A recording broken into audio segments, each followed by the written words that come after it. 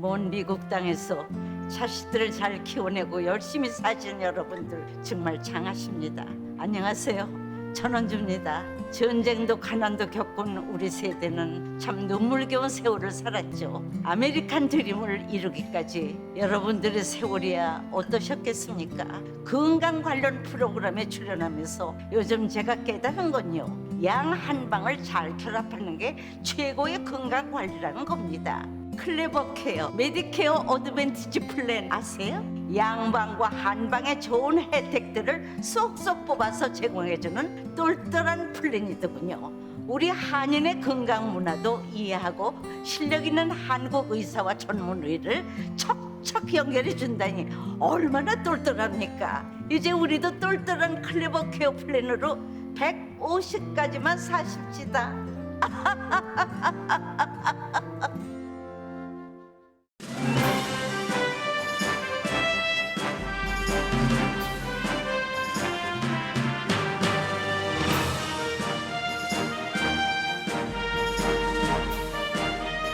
새봄 3월에는 여러분의 웃음이 활짝 피기를 라디오 서울이 응원합니다.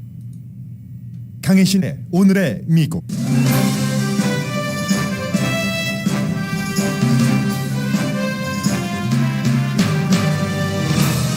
북한이 핵을 탑재해 미국 어디든지 공격할 수 있는 화성 17호 발사에 성공한 뒤 미국이 초긴장했지만 북한을 막을 방법도 벌줄 방법도 없습니다.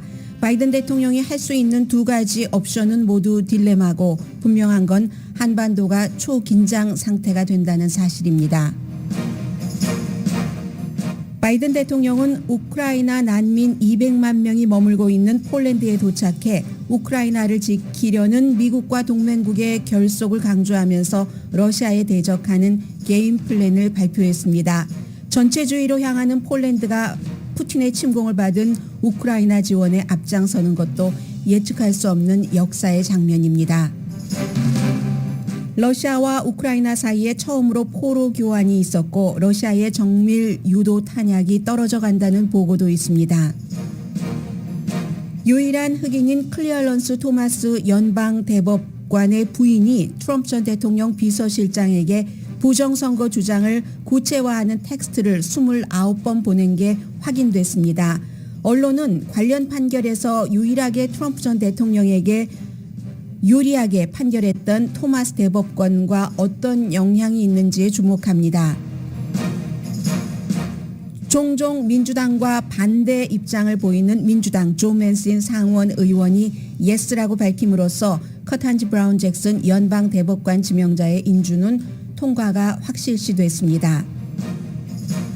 자동차 소유주에게는 리베이트 카드를 주고 자동차가 없는 사람에게는 무료 대중교통수단 탑승권을 준다는 게빈 뉴섬 캘리포니아 주지사의 안을 LA타임스가 사설에서 비난했습니다. 돈 없어 자동차도 못 사는 사람들에게 불공평하다는 지적입니다. 코비드-19는 지역에 따라 강해지는데 규제는 반대로 갑니다. 뉴욕시는 프로 운동선수의 백신 의무화를 해제했습니다.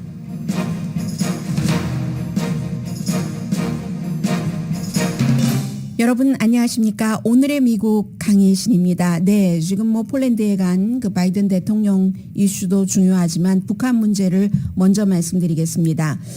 북한은 어제 북한이 화성 17호가 맞다. 미국까지 만약에 핵을 탑재했다면 미국의 모든 지역을 다, 미국뿐만이 아니죠. 미국보다 거리가 더 먼 곳까지도 타격해야 될 이유는 없지만 북한이 타격할 수 있는 그 같은 미사일 기술이었다고 발표를 했습니다.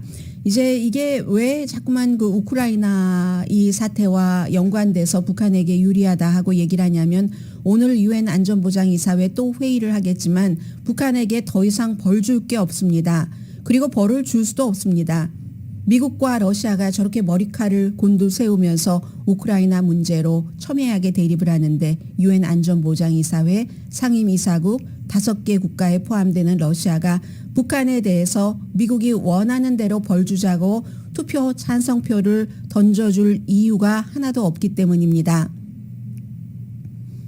바이든 대통령이 할 수 있는 두 가지는 있습니다. 나중에 말씀드리겠습니다. 2018년도 트럼프 전 대통령과 김정은 위원장이 이 핵 문제에 관해서 회담을 한다고 하면서 회담하기 직전에 북한이 모라토리움을 선언을 했습니다. 우리가 대륙간 탄도 미사일 이런 건 뭐 앞으로 안 하겠다 하고 이제 그것을 스스로 얘기를 하고 스스로 걷어낸 건데, 스스로 그렇게 했을 때는 미국에서 받을 것을 받겠다고 결심과 생각을 하면서 트럼프 전 대통령에게 보여준 것이죠. 2018년 아주 좋았습니다. 트럼프 전 대통령이 이 김정은 위원장을 한번 만나고는 딱 얘기를 했죠. 더 이상 북한으로부터의 핵 위협은 없고 나와 김정은 위원장과의 그 좋은 관계 때문에 북한은 미국을 위협하는 무기를 포기할 것이다. 허풍 선언을 했습니다. 그러니까 여러분들은 편안하게 주무시라. 그 뒤에 러브레터가 오고 가고 합동 군사 훈련도 조금 안 하거나, 처음에는 안 했죠. 그 군 당국과 협의하지도 않고 자문들과 군 자문들과 그렇게 하고 나중에는 조금 최근까지 약하게 해주고 했지만 그 사이에도 북한은 뭔가를 했겠죠. 2019년도 하노이에서 자신의 정치가 위험스러운 상태에 들어가자 10년 동안 변호사였던 사람이 바로 김정은 위원장을 만나는 그날 미국 그 청문회에 나와서 본인이 뭐가 잘못됐는가 하는 것을 정말 원색적인 단어로 다 얘기를 했을 때, 아, 김정은 위원장과 웬만한 것 합의에 가봤자 미국에서 별로 환영을 받지 못하겠구나 하고 그 회담을 결렬시켰습니다. 트럼프 전 대통령이. 점심도 같이 먹지 않았습니다. 그러니까 그 당시에 김정은 위원장은 사흘을 열차를 타고 베트남 하노이에 와서 다시 털털거리지는 않았겠지만 열차를 타고 중국 대륙의 대륙을 거쳐서 평양에 도착을 했고 결심을 했습니다. 절대로 이 핵무기를 포기하지 않는다고. 그전에도 그랬었겠지만 3대째 이어져 온 것이니까. 그리고 나서 많은 일들이 있었고 또 바이든 대통령이 들어왔죠. 그런데 바이든 대통령은 트럼프 전 대통령처럼 허풍 선언을 하는 회담은 하지 않겠다 하면서도 문은 항상 열어놨습니다. 뭐 조건 없이 만난다고도 얘기를 했고, 그런데 조건 없이 만난다는 것이 그냥 시간 낭비하려고 만나는 것은 아니고 어느 정도 협상이 이루어져서 북한이 핵을 포기할 의도가 있다던가 그러한 절차를 보여줄 때 회담을 한다는 게 바이든 대통령의 생각이었습니다.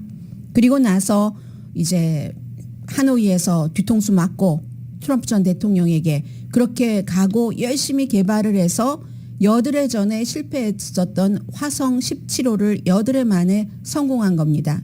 고도도 높고 가는 것도 멀리 가고 그것도 아주 딱 각도를 꺾어서 갔으니까 각도를 좀 평평하게 하고 낮추고 하면은 미국 어디든지 다 쏠 수 있다는 겁니다. 바이든 대통령이 브뤼셀에서 이 내용을 듣고 G7 정상회담도 있고 하니까 일본 총리를 만나서 이것을 짧게 의논을 했습니다. 의논을 했지만 뭐 무슨 묘안이 나왔을 리가 없죠. 이번 테스트로서 미국이 북한의 핵무기 사정권 안에 들어간 게 확실하게 됐는데 북한은 잊지 말아라. 나를 잊지 말아요 입니다. 우크라이나 사태가 어떻든 우리의 회담이 지금 교착 상태라는 것. 회담을 북한이 풀고 싶어하는 것은 경제적인 여러 가지 제재를 해제받고 싶기 때문에 그런 거죠. 북한이 이제 이렇게 한번 한 거고 아직까지도 북한의 그 장거리 미사일, 탄도미사일의 능력에 대해서 의문이 남아있는 부분은 있습니다. 지금 뭐 미국을 향해서 쏜 것이 아니니까 그게 무슨 재진입할 때 성공을 할 수 있는가 뭐 이런 뭐 고도 등등 해서 그렇게 된 것이고 이러한 부분들이 이제 뭐 다음 달에 한미 합동 군사 훈련이 있기 때문에 이걸 강하게 하면은 도발이다. 북한이 분명히 하면서 더 강하게 뭔가 나올 것이고 또 그 이후에도 이 김일성 주석의 뭐 살아있다면 110회 생일을 맞춰서도 뭔가가 있을 테고 이번에 화성 17호도 지난번에 열병식을 할 때 처음으로 보였었던 그러한 그 신무기죠. 말하자면은 거기에다 대고 한국은 지금 인수 과정인데 대통령 윤석열 대통령 당선자는 여차하면 한국에 굉장한 위협이 된다고 하면은 뭐 선제 공격 얘기를 하는데 사실은 대륙간 탄도 미사일하고 한국의 안보하고는 아무 상관이 없습니다. 뭐 평양에서 서울이 얼만큼인데 대륙간 탄도 미사일을 써야 될 이유가 없잖아요. 단거리 쓰면은 되지, 단거리 중거리 쓰면은 되기 때문에 이건 미국에 관한 것인데 결국은 북한에 관한 모든 이슈는 미국을 통하지 않으면은 안 되니까 한국이 남한이 주도국이 아니라 미국이 주도국이기 때문에 한국전 치르고 휴전 협정을 할 때도 뭐 그 미국과 중국 이런 나라가 주도를 했기 때문에 그럴 수밖에 없는 것이고 아무리 백악관이 이 지금 레드라인을 넘었다. 북한을 비난을 하고 유엔에서 미팅을 주선해봐야 별것 없다는 거죠. 2017년도에 북한이 이것보다 훨씬 발달되지 않은 탄도미사일이었겠죠. 그 당시에는 당연히. 그것을 발사했을 때는 미국, 중국, 러시아까지도 그 북한에 대한 여러 가지에서 조금 뒤로 가면서 미국에 협조를 했습니다. 그래서 전례 없는 강한 제재 같은 것을 뭐 1년 동안 받았잖아요. 트럼프 전 대통령과 회담하기 직전에 뭐 예를 들어서 북한에서 많이 그 수출을 하는 뭐 석탄이라든가 아연 이런 거 수출하지 못하도록 했고 어류 같은 것, 어류 뭐 텍스타일 이런 것들이요. 그런 것들 했고 뭐 북한도 원유 수입을 못하도록 1년 동안 그렇게 됐습니다. 그렇지만 지금은 뭐 중국도 그렇고 러시아도 그렇고 미국에 협조해야 될 이유가 없다고 생각을 하는 거죠. 여기서 바이든 대통령의 선택은 딱 두 가지입니다. 하나는 약하게, 하나는 강하게. 강하게 먼저 말씀드릴까요? 강한 어떠한 것을 더 강성으로 그래 뭐 어떻게 해보겠어 이렇게 나간다면은 한반도가 굉장히 위험해지는 거죠. 정말 이 미국과 북한과의 사이에서 한반도가 너무너무 긴장 상태가 될 것이고 이미 한국에서도 핵을 가지고 있어야지 된다라는 그런 그 주장들이 많이 나오잖아요. 핵이 하나만 있어도 주변 강대국이나 아니면 깡패 국가가 그 나라를 어떻게 하지 못하죠. 우크라이나처럼 포기하지 않는다면 리비아의 카다피도 핵을 갖고 있었다면 이런 얘기들이 지금 나와서 한반도는 그렇지 않아도 긴장 상태입니다. 만약에 김정은 위원장을 포용을 하고 회담을 한다면 이제는 미국에서는 그래봐야 그 회담으로서 그 김정은 위원장의 핵을 포기시키지 못한다는 것을 압니다. 지금 이 많은 것들을 다 봐왔는데 핵을 포기하겠습니까? 그 전에도 그랬는데 북한은 초지일관 핵 가진 북한과 협상을 하자. 핵국가로서 군축 협상을 하자는 그런 얘기입니다. 이것은 사실은 한국에서도 문재인 대통령도 공개적으로 한 말은 그랬겠지만 속으로는 알고 있었을 겁니다. 세계가 다 아는 사실입니다. 약소국가는 핵을 가지고 있어야 그다음에 강대국의 어떠한 지배라든가 위협으로부터 살아날 수 있는 생존 무기이기 때문에 쓰지 않는다 하더라도 여기까지 왔는데 뭘 믿고 북한이 핵을 포기하겠습니까? 핵을 포기할 리가 없잖아요. 우크라이나를 딱 보면 알잖아요. 그 뭐 1000개가 훨씬 넘는 핵을 갖고 있었던 거 미국이 안보를 보장해 주겠다. 러시아가 보장해 주겠다. 영국이 해 주겠다 하고 다 서약서까지 썼는데도 지금 저렇게 됐잖아요.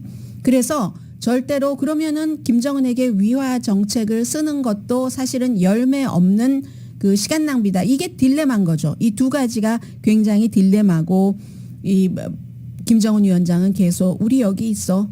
다른 것도 중요하지만 북한 문제도 중요하니까 어쨌든 제재를 풀고 우리와 회담하자 하는 건데 이런 상태에서 한반도가 또 그 북한을 그 포용하려는 태도보다는 강경하게 나가야지 그 평화라는 게 말로 오는 게 아니고 강경하게 뭘 할 수 있다는 것을 보여주고 해야지만 평화와 안전이 유지된다는 윤석열 당선자가 이제 그 취임을 하기 때문에 북한과 굉장히 그 대치 상태에서 시작을 할 것으로 보입니다. 그리고 바이든 대통령이 지금 폴란드 가서 그런 나라에 가면은 아직까지는 난민과 직접 만나는 장면은 제가 보지 못했어요. 혹시 뉴스 준비하느라고 제가 놓쳤을지는 모르겠는데 폴란드로 가서 당연히 이제 미군 기지도 방문을 했고 200만 명의 난민이 있는데 그런데 폴란드에서는요 사람들이 전부 우리 집에 와서 묵으세요. 우리 집에 와서 묵으세요. 해서 사실은 뭐 기가 막히게 큰 난민촌 같은 것도 없답니다. 지금 동쪽 그 죄슈프라는 거 우크라이나에서 한 50마일 떨어진 곳입니다. 지금 우크라이나 사람들이 370만 명이 나라 밖을 떠났습니다. 그리고 나라 안에서도 조금 더 그 러시아의 공격으로부터 먼 곳으로 이주한 사람까지 합치면 1,000만 명이 훨씬 넘고, 그렇게 이동을 하는 사람 가운데서 학교도 못 가고 하는 어린이들이 한 430만 명 정도 된다고 하는데, 폴란드가 이것도 역사의 아이러니인 거죠. 미국과 북한과도 어떤 형태로든 뭔가 협상을 할 수 있는 가능성이 나올 수도 있습니다. 인간이 하는 일이기 때문에. 폴란드 같은 경우도 굉장히 전체주의 국가로 돼가고 있잖아요. 여러분들, 제가 트럼프 전 대통령이 그 재임하고 있었을 때 그 유럽에서 트럼프 전 대통령을 가장 좋아하는 국가가 폴란드다라고 무척 여러 번 소개를 해드렸었는데, 폴란드는 2010년도 10월 달에 바이든 대통령이 대통령 되기 전에 헝가리나 벨라루스처럼 지금 이제 군대가 대기하고 있으면서 러시아의 명령을 받으면 우크라이나로 진격한다고 보고 있는 벨라루스처럼 전체주의가 폴란드에서도 강해지고 있다. 이렇게 그 바이든 대통령이 얘기를 했습니다. 민주주의가 퇴보하고 있다는 거예요. 그 특히 이제 그 안제이 두다 대통령, 뭐 법과 무슨 당이죠? 폴란드의 그 집권당이 법과 정의당의 안제이 두다 대통령. 그래서 막 인기도 있고 하니까 유럽연합이 그 폴란드의 전체주의 쪽으로 가는 것을 굉장히 싫어했습니다. 그래서 팬데믹이 나고도 수십억 달러를 지원하는 것도 미루고, 그 정치성 때문에. 그런데 이제 어쨌든 그 사이에 팬데믹 바로 직전에 이 폴란드의 대통령은 트럼프 전 대통령 스타일 뭐 이런 것도 좋아하고 국민들도 좋아하고, 트럼프 전 대통령 5번 만났어요. 임기 동안에 이 안제이 두다 대통령을. 그렇게 해서 유럽연합에서 팬데믹 기금 주는 것조차도 늦췄는데, 아니 이게 웬일입니까? 러시아가 딱 침공을 하니까 우크라이나와 이 폴란드가 국경도 같이 접하고 있고, 그리고 폴란드는 우리가 너무나 잘 아는 것처럼 나치도 경험을 했고 구소련 그 치하에서도 살아봤습니다. 그러니까 우리가 남이가 이게 되는 거예요. 지금 우크라이나의 그 상태를. 그러니까 바이든 대통령도 전체주의로 가고 있어, 민주주의를 갉아먹고 있어 하는 그 폴란드가 지금 포스트가 딱 돼서 그곳에 간 거죠. 정치인으로부터는 큰 환영 못 받았을 겁니다. 바이든 대통령이 그 집권당으로부터는. 아무튼 그렇게 해서 이렇게 돼 있고, 폴란드 정치인 사이에서도 지금 두다 대통령이 연막 치는 거야. 뭐 우크라이나인에게 좀 잘해주려고 하면서 이렇게 아무튼 그렇게 돼 있습니다. 그래서 폴란드의 경우는 나치와 구소련을 아는데 그래도 그나마 나토에 가입돼 있기 때문에 안전한데, 우크라이나는 그렇지 못하고 우크라이나를 소련이 가져가고 나면 그 다음에 폴란드가 타겟이 될 수 있으니까, 이 같은 이해관계에 의해서도 꼭 인도주의적인 차원뿐만이 아니라 이렇게 되는 겁니다. 세계사는 알 수가 없는 일이에요. 불과 얼마 전까지 전체주의 국가로 이렇게 굉장히 싫어하는 그 스타일의 국가와 지도자죠. 바이든 대통령이. 그런데 만나서 함께 다른 이슈에 대해서는 의논을 하잖아요. 그게 이제 세계의 지도자인 거고, 지금 그 우크라이나 그 침공 전황을 보면은 그리고 이제 어제는 G7 유럽연합 뭐 나토 국가 지도자들을 쭉 만나서 유럽연합이 어떻게 하면은 러시아 가스 의존도를 줄이고 완전히 나중에는 없애고 미국이나 뭐 다른 나라로 이렇게 할 수 있는가 하는 그런 플랜들은 본인들에게 맞게 하는 것을 발표를 했고, 왜냐하면 푸틴이 이 에너지로 돈 버는 것을 전쟁 그 머신으로 쓰고 있기 때문에 러시아가 화학 무기를 쓰면 반드시 나토가 응답할 것이다. 응답해야지 된다라고도 얘기를 했고, G20 국가에서 러시아를 빼야지 된다. 바이든 대통령의 주장이에요. 만약에 G20에서 그것을 허용하지 않으면 그럼 우크라이나를 업적으로라도 참관시켜야지 된다. 그리고 우크라이나와 러시아에서 이제 곡물이 수출되지 못하고 있기 때문에 식량 부족도 경고를 했습니다. 젤렌스키 대통령은 어제도 뭐 많은 나라, 뭐 일본 국회에서도 연설을 했고요. 뭐 할 수 있는 나라 지금 계속 하고 있는데 한국은 뭐 안 한다고 하고요. 러시아와의 관계 때문에.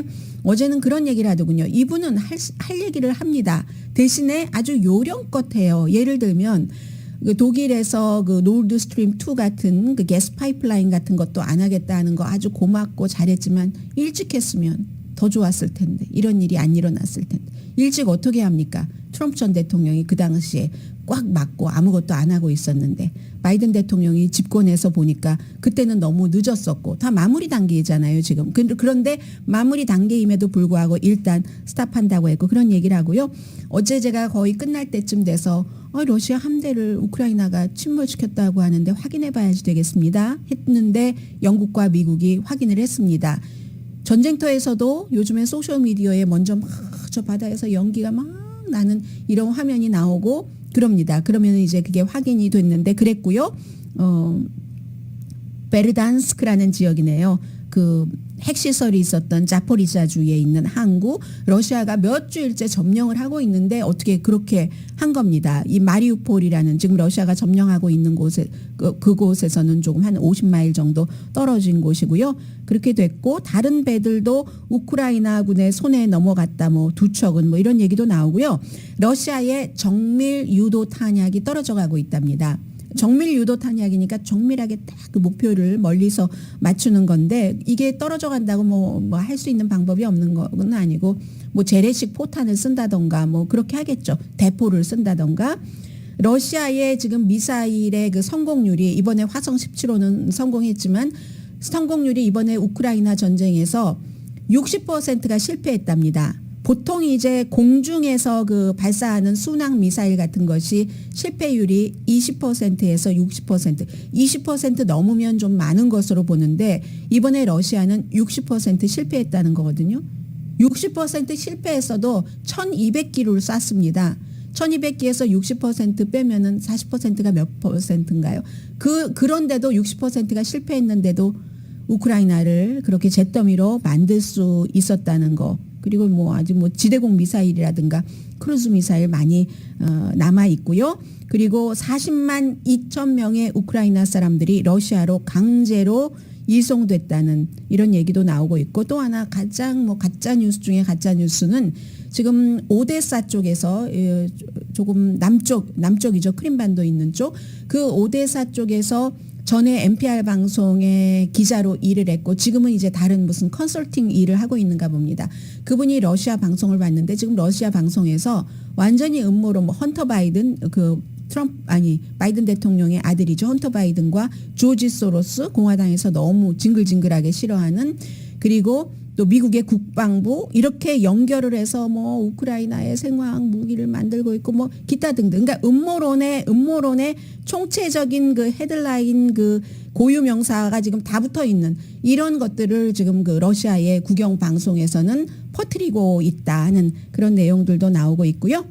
아무튼 북한이나 우크라이나에서나 지금 좋은 뉴스는 나오고 있지는 않지만 어쨌든 첫 번째 우크라이나에서는 포로 그 협상은 끝맺음을 맺은 그런 뭐 부분적으로 그 뉴스도 있습니다.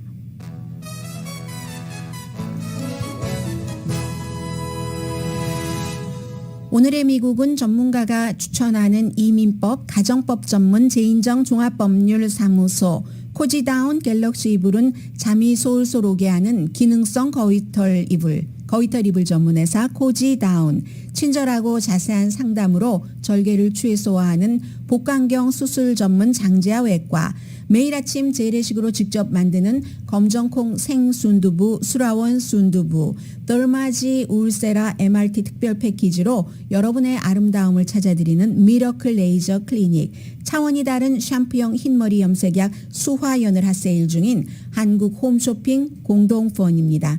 잠시 뒤에 중요한 미국 뉴스 전해드립니다.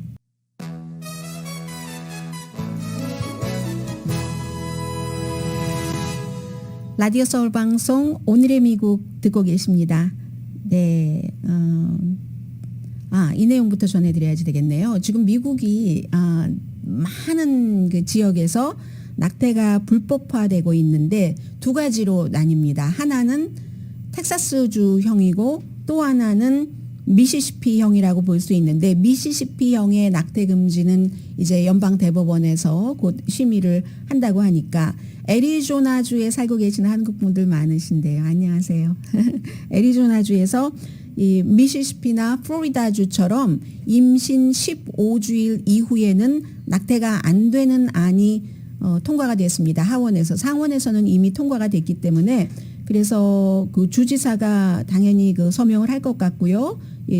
덕두시 그 공화당의 주지사가 2015년 이후에 낙태를 금지하는 법안에는 모두 서명을 했었던 주지사이기 때문에요. 그런데 이게 임신 15주일인데도 강간이라던가 근친상간에도 예외가 없답니다.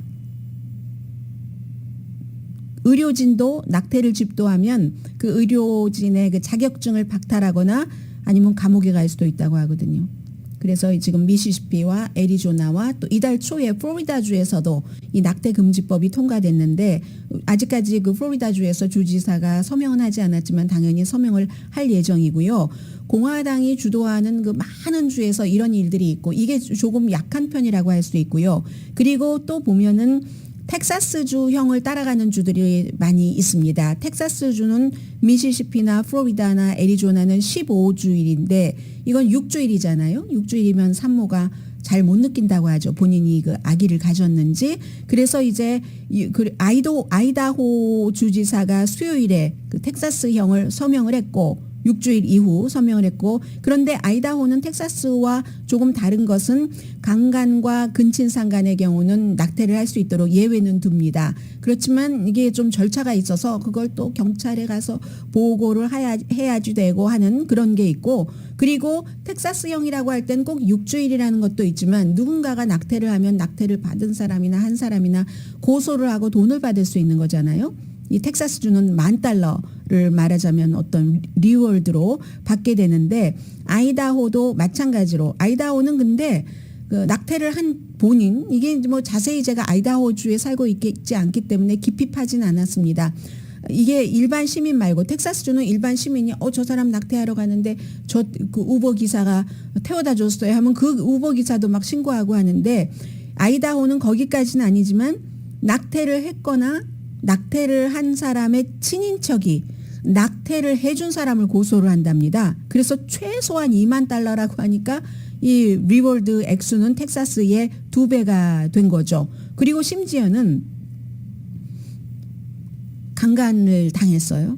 이 경우에 강간을 한 사람의 가족도 그로 인해서 낙태를 했다면 그 낙태에 대해서도 신고하고 $20,000를 받을 수 있다고 하니까 이게 다 이유가 붙여져 있겠죠. 그 법을 만들 때. 그런데 그냥 얼핏 상식적으로 듣기에는 얼핏이라고 말하면 가볍게 듣는다는 뜻이 아니라 상식적으로는 조금 이상하지 않아요? 아이다호의 법은 그렇습니다.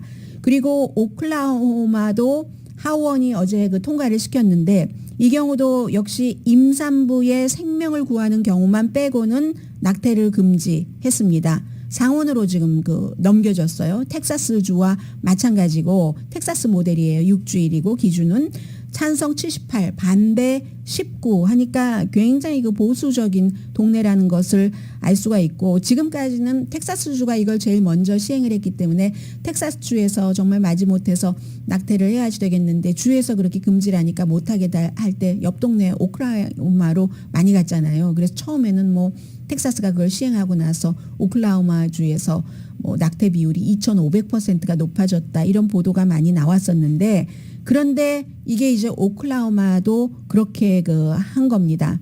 그래서 지금 이런 내용들이 이번 주에도 몇 가지가 오클라호마라든가 아이다호라든가 뭐 애리조나 이렇게 나오고 있으니까 대통령이 지금 폴란드에 가 있지만 또 나토에 가 있고 며칠씩 백악관을 비워도 이런 일들까지도 다 그 보고는 받습니다. 해서 떠나기 전에 바로 그 백악관 대변인을 통해서 그러니까 연방 의회가 어찌 보면은 좀 그냥 상식적으로 생각할 때 좀 지나치다 싶은 부분이 있다고 생각이 되면은 그렇게 생각하는 사람이 많다는 얘기겠죠. 바이든 대통령은 그렇게 생각을 하고 의회에서 이렇게 무차별적인 그 낙태 금지는 막는 법안을 만들어 가지고 오면 내가 서명을 하겠다라고 얘기를 하고 있는데 이게 이제 다 문화 전쟁인 겁니다. 이게 지금 문화 전쟁인 거고요. 그 문화 전쟁이 어떻게 일어나냐면 뒤에 소개를 해드리려고 하는데 순서를 좀 바꿔야지 되겠습니다. 이번에 그 상원 그 법사위원회에서 어제는 이제 전체적으로 했고 연방 대법관 커탄지 브라운 잭슨 지명자의 인준 청문회를 할 때 공화당 의원들이 계속 얘기를 했었던 것이 문화 전쟁에 관한 겁니다. 계속 11월 달에 선거를 생각을 하면서 예를 들면 그 연방 대법원에서 가장 중요하게 판단하는 게 지금 뭐 어퍼머티브 액션도 있고 여기저기서 다 하다 안 되면 낙태 문제도 있고 헬스케어 문제도 있고 이민 문제도 있고 투표권도 있고 많잖아요. 한 7, 8가지는 정말 중요한 이슈가 있는데 그런 것을 종신제로 판단을 할 사람이기 때문에 여러 가지 법 철학이라든가 이런 이슈에 대해서 물어봐야지 되는데 공화당 그 정치인들이 물어본 것이 뭐 예를 들면 아기가 그 인종차별적이냐 아니냐 뭐 이런 말을 물어봐요. 그렇게 물어보고 근데 그 말을 물어보고 싶어서가 아니라 의도적으로 뭐 예를 들어서 학교에서 아이들에게 그 인종 비교 이론이라든가 과거의 그 노예제를 뭐 좀 이렇게 그 회환하는 그런 마음으로 보는 것을 가르친다던가 뭐 이런 가르치면 그런 마음이 들게 되는 거겠죠. 그런 것이나 아니면 여자에 대한 정의를 내려봐라. 이게 또 한국 매체에서는 번역을 하면서 이게 논란이다. 여성에 대한 정의를 말해보라고 하니까 제대로 답변을 하지 못했다. 이렇게 얘기하는데 그것은 그럴 수는 있을 것 같아요. 이 근본 밑바닥에 흐르는 문제가 뭐였는가? 이건 이제 동성애자, 뭐 성전환자 여기에 관해서 문화전쟁 그 이슈를 가지고 오는 겁니다. 그랬더니 지명자가 내가 그런 무슨 뭐 생체라든가 인간의 이 성별 기본에 관한 그것을 정의하는 전문가는 아니기 때문에 여자를 정의해봐라라고 하면 뭐라고 정의할지 답변하기가 힘들다 했더니 그것도 답변을 못했어. 이런 식으로 헤드라인을 뽑거든요. 이해는 합니다. 그런데 그 문제를 그렇게 볼 것이 아니라 공화당이 그렇게 의도를 하면서 그런 질문을 하는구나. 그래서 세계에서 비난받는 거예요. 정말 유치하다. 정치인들 연방 상원의원 100명 가운데 또 법사위원들은 또 조금 좋은 그런 소위원회라고 보고 있습니다. 더 전문적이고요. 그러니까 법 전문가들이 많죠. 무슨 뭐 하버드 법대 나오고 이런 사람들이 많잖아요. 그런데 연방 대법관 지명자를 놓고 물어봐야 될 것을 물어보는 게 아니라 여성에 대한 정의를 말해봐라. 무슨 뭐 어린아이가 태어날 때부터 레이시스트냐 인종차별주의자냐 아니냐 이런 걸 물어봄으로 인해서 그것을 이 사람의 그 기준을 판단하는 게 아니라 자신들의 유권자를 향해서 텔레비전을 보고 있다면 나는 이 이슈에 대해서 굉장히 반대하는 사람이야. 뭐 비교 인종 이론을 학교에서 가르친다던가 뭐 전환한 학생들을 권리를 보장한다던가 이런 것을 보여주는 그런 것들입니다. 그런데 이 커튼지 브라운 잭슨 지명자에 대해서 미국 변호사 협회가 어제는 이제 상원에 출석을 해서 이 사람을 우리가 평점을 매겼는데 최고의 최고 등급으로 평가를 했다. 이 평가를 하기 전에 250명을 만났고 인터뷰를 했고 이 브라운 잭슨 판사로 있었을 때 그 전에 법조인으로서 일할 때 여러 가지 관계 그리고 그가 쓴 글이라던가 모든 것을 점검을 한 결과 탑 등급을 줬다라고 얘기를 하면서 이게 이제 범죄에 대해서 약해 이렇게 막 몰아갔으니까 그런 거예요. 그렇지가 않다. 그 주장들이 사실이 아니다라고 미국 변호사협회에서 어제 상원에서 증언을 했고요. 위대한 법 전문가들이 법조인이 갖고 있는 모든 점을 다 갖고 있다. 이 커탄지 브라운 잭슨 연방 대법관 지명자는 굉장히 실용적이고 또 직관도 강한데 합리적이고 호기심도 있고 정중하고 그리고 어떠한 판결을 내릴 때 준비 같은 것을 완벽하게 한다 하는 겁니다. 근데 이제 어제 뭐 문화 전쟁을 아무튼 한 거죠. 그런 거. 에이미 코니 베럿이라는 공화당 대통령이 지명을 한 그런 지명자를 인준 청문회를 할 때 민주당이 이렇게는 안 했거든요. 낙태에 대해서 분명히 반대를 하니까 그런 점에 대한 시각을 물어봤고 그리고 헬스케어에 대해서 굉장히 많이 물어봤고 했거든요. 이제는 소셜미디어 시대가 되면서 좀 핫한 것, 그 부분 30초 이렇게만 사람들이 보기 때문에 많은 사람들이 대부분의 사람들이 그래서 거기에 딱 이제 유권자에게 어필하기 위해서 난 이런 사람이야 하기 위해서 점점 질이 낮아진다는 겁니다. 슬픈 일이죠. 이 소셜미디어가 좋은 것도 있지만 우리에게 슬픔을 주는 것도 있습니다.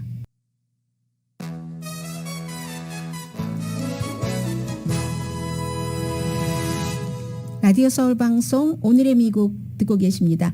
네, 오늘 로스앤젤레스 타임즈 사설부터 좀 소개를 해드리겠습니다. 이 민주당이 먼저 발의를 했었던 것이 있고 이번에는 게빈 뉴섬 주지사가 캘리포니아주가 미국 어느 지역보다도 뭐 가솔린 세금도 그렇고 여러 가지 가솔린을 들여오는 그 경로도 그렇고 이유 등으로 비싼 곳이죠. 이제 오렌지 카운티도 갤런당 레귤러가 $6가 넘는다고 하는데 그런 것을 좀 막아보기 위해서 막는 게 아니라 그 고통을 좀 줄여드리기 위해서 주지사로서 리베이트 카드를 준다고 했죠. 자동차 소유주에게 2대까지 $400, $400, $800. 그리고 자동차가 없는 사람은 그럼 어떻게 하는가? 무료 대중교통수단을 3개월 동안 탈 수 있도록 해준다는 겁니다. 이런 결정 내린 것은 뭐 이유를 이미 말씀을 드렸고요. 그런데 모로사이클도 포함되고요. 전기자동차도 포함되네요. 물론 뭐 전기자동차도 하이브리드도 있지만 가솔린 전혀 안 넣는 전기자동차도 있는데 돈이 많으니까 아무튼 주는 건 잘 주네요. 아니 뭐 지금 확정된 건 아닙니다. 의회에서 통과가 돼야지 되는데 그러면 그렇게 해서 쓰는 돈이 $90억 달러랍니다. $90억 달러인데 자동차가 없어서 자동차 없이 대중교통을 타는 사람 지금 뭐 열차나 버스 한 달에 $100인데 7월 20일까지 세일해서 $50잖아요. 그렇게 되고 그리고 그 밖에 무슨 뭐 사람들에게 걷기도 장려하고 또 자전거 길도 뭐 조금 하는데도 얼마인가요? 100만, 1000만, $5억 달러. 버스와 열차 3개월 무료로 하면은 7억 5천 달러랍니다. 그리고 뭐 전기 자동차 뭐 차징 스테이션도 만들고 하는 것 이런 것은 좋을 수 있죠. 그런데 해봐야 $90억 달러 자동차 있는 사람들에게 주는 것과 7억 5천만 달러, 5억 달러 그리고 뭐 차징 스테이션에 조금 해도 그래도 4분의 1도 안 되는데요. 이거 다 합쳐도 자동차 소유주에게 주는 것보다 그리고 전기자동차 같은 경우는 사실은 가솔린이 많이 나가고 하면 캘리포니아주가 이런 친환경 쪽으로 가는 주이기 때문에 이때 사람들이 바꿀 때가 되면은 프로모션을 하는 것도 좋은데 그걸 오히려 이렇게 뭐 $800 주면 잠시 가라앉힐 수도 있다 뭐 이런 것이요. 운전을 덜 하도록 장려를 해야지 되는데 뭐 $800 주니까 자동차 2대 있으면 그러면 자동차가 만약에 제가 자동차를 2대 갖고 있고 뭐 우리 가족 중에서 누가 또 2대 갖고 있고 누가 또 2대 갖고 있으면 논하네요. 아무튼 민주당이 뭘 빨리 한다 하는 것을 게빈 뉴섬 주지사가 보여주기 위한 그 심정은 알지만 여기에 위너와 루저가 있으니까 이기는 사람과 지는 사람이 있으니까 루저는 당연히 저소득층이잖아요. 버스 타고 뭐 어디 다니는 그런 사람들 3개월 합쳐봤자 $150밖에 안 되잖아요. $400 대 $150. 그것도 자동차 2대 있으면 $800 대 $150. 퍼센티지로 나눠보면 굉장하잖아요. 그리고 부자가 왜 또 뭐 $400를 받아야지 되지? 억만장자들도 얼마나 많은데 이런 얘기. 또 하나는 할러데이 기간 중에는 가솔린 세금을 안 받는 거 이런 것도 있는데 그렇게 해서 절약할 수 있는 돈이 운전자가 1년에 $15랍니다. 로스앤젤레스 타임즈 사설을 소개해드리고 있어요. 그래서 절약된다는 보장도 없고 오히려 그렇게 되면은 그 세금으로 여러 가지 그 무슨 기간 산업을 하는데 그건 또 어떻게 할 것인가 뭐 이런 얘기들도 하고 또 내년에 가솔린 값이 계속 비싸면 또 어떻게 할 건데 하는 얘기를 하면서 지금 이 안은 별로 좋지 않다는 것을 얘기를 했고요. 코비드 잠깐 말씀드리자면은 지금 로스앤젤레스 지역에도 이제 조금 늘어나고 있다고 하고 1월 그 중순 이후에 미국의 7일 평균을 해보면 로스앤젤레스 지역과 마찬가지로 1월 중순 이후에 처음으로 지금 확진자가 늘어나고 있습니다. 그런데 확진자가 늘어나도 지금은 BA.2니까 BA.2가 BA.1 오미크론보다 훨씬 확산율이 넓기 때문에 이게 또다시 바람이 오는가 항상 우리는 조심을 해야지 되는 거예요. 그런데도 그 뉴욕시가 뭐 프로 선수 또 연주하는 사람 백신 의무화 더 이상은 안 한다고 예외를 뒀습니다. 그럼 뭐 뉴욕 그 매츠 또 무슨 뭐 많잖아요. 매츠 뭐 양키스 홈 경기 다 하도록 하고 그 닉스 같은 경우는 100% 선수들이 접종을 했답니다. 이게 지금은 이제 이게 많이 퍼질 수 있다 하더라도 백신 접종을 맞은 사람이 워낙 많고 그런 사람들은 치명적이지 않으니까 이 정도가 된 겁니다. 이제 처음에는 무조건 아무리 경제가 죽어도 사람이 살아야지 돼. 한 게 뉴욕에서 많았잖아요. 식당들 어느 지역보다 더 먼저 닫고 더 나중에 닫고 나중에 열 때도 조건을 까다롭게 하고 했는데 지금은 경제가 우선, 이제는 경제를 우선이다라기보다 생명이 우선이죠. 항상 그 명제는 변함이 없는데 경제를 조금 우선할 수 있을 정도까지는 됐다. 우리가 감당할 수 있는 그런 정도. 그게 지금 이슈고요. 그렇지만 또 미국만 그러면 뭐합니까? 아시아 퍼시픽 국가들이 지금 뭐 할 수 없으니까 너무 많이 나오고 하니까 한국도 마찬가지잖아요. 완전히 꺾이지는 않았는데 규제는 다 풀게 되고 뭐 필리핀도 마찬가지고요. 놀이공원에 사람들 노는 것 보니까 아주 동물원 같은 데도 빼곡하고 사람들이 중국만 조금 락다운 같은 거 아직 하는 그런 정도라고 할까요? 하니까 여러분들 특히 내가 요즘 신경을 너무 많이 써서 피곤해. 면역력이 떨어진 것 같아 하시는 분들은 이거 완전히 끝나고 우리가 더 이상 뉴스에서 오미크론 코비드 19 얘기가 안 나올 때까지는 조심을 하셔야 되겠죠.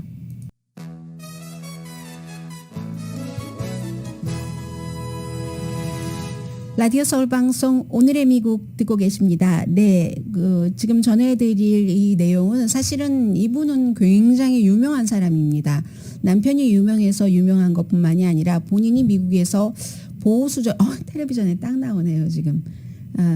지니 토마스, 클리어런스 토마스 연방 대법관의 와이프. 클리어런스 토마스 연방 대법관도 지금 연방 대법원에서 유일하게 흑인, 뭐 남자지만 흑인, 지금 여자 지명자가 나왔기 때문에 남자지만이라고 말씀드렸습니다. 유일하게 흑인 연방 대법관으로 오랜 동안 있고 나이도 제일 많고 지금 병원에서 퇴원했다고 하네요. 분명하게 뭔가 밝히지는 않는데 면역에 이상이 있었다라고 얘기를 하고 있고 일을 하면서 말을 거의 한 몇 년 전에 한마디 했을 그럴 정도입니다. 그런데 와이프가 어떻게 보면 워싱턴에서 더 유명할 수도 있어요. 지니 토마스는 와이프는 백인입니다. 백인이고 굉장히 보수적인 운동에 있어서 타의 추종을 불허할 정도로 추진력 있게 밀고 나가는 여성인데 이 지니 토마스가 2020년 대통령 선거 결과를 뒤집기 위해서 트럼프 전 대통령의 비서실장이었던 마지막 비서실장 마크 메도우즈 하원 의원이었던요. 그 사람에게 계속 이메일을 보내고 서로 주고받고 했었던 그 이메일이 지금 공개가 된 겁니다. 이 이메일은 마크 메도우즈가 중간에 나 더 이상 협조 안 해 했지만 협조할 때 그 이메일을 공개를 했었던 거기에 많은 것에 속해 있었던 건데 29번 서로 이렇게 주고받아서 선거가 11월 3일이었던가요? 11월 5일부터 이건 있을 수가 없어. 우리의 위대한 트럼프 대통령을 지켜야지 돼 하면서 이렇게 얘기하고 그 텍스트를 보낸 거예요. 텍스트를 보냈는데 이메일이 아니라 텍스트입니다. 마크 메도우스 당신이 리더잖아. 바이든과 좌파는 안 돼. 위대한 이 대통령이 설 수 있도록 도와줘야지 돼. 당신이 일해야지 돼. 하면서 계속 연결을 하고 마크 메도우스도 막 격려하고 선과 악의 싸움에서 희망을 잃지 말라고 하면은 또 이 지니 토마스가 땡큐. 나 이런 격려가 필요해요. 나 열심히 노력할 거예요. My best friend와도 지금 이 얘기를 이 내용을 얘기하고 있었어요. 하는데 여기서 이제 이슈가 걸리는 겁니다. My best friend이 누구냐? 연방 대법관이냐? 토마스 클리어런스냐?